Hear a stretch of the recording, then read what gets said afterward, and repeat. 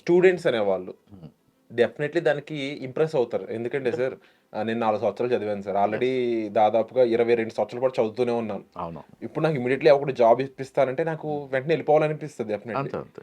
కానీ ఎగ్జాక్ట్‌లీ. ఇది నమ్మకపోవడానికి కారణాలేంటంటే చాలామంది మోసపోయిన వాళ్ళుంటారు. యెస్. ఆల్రెడీ మోసపోయిన వాళ్ళకి మీరేం జెప్తారు? మరి వాళ్ళేం చేయాలి? ఇప్పుడు వాళ్ళకైతే జాబ్ ఒకటి కావాలి గదా! కావాలి. వాళ్ళు ఇమ్మీడియేట్‌లీ తీసుకోవాల్సిన యాక్షన్ ఏంటి?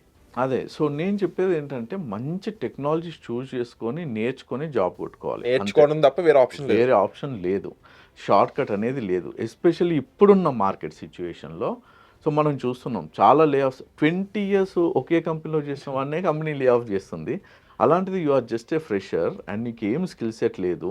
And who is he to promise that నువ్వు కంపల్సరీ జాబ్ కొడతావని. వాడికి కూడా నీ గురించి ఏం తెలుస్తది? ట్రూ. అంతే గదా! సో, నేనైతే ఎప్పుడైనా ఎవ్వరికైనా ఒకటే చెప్పేది.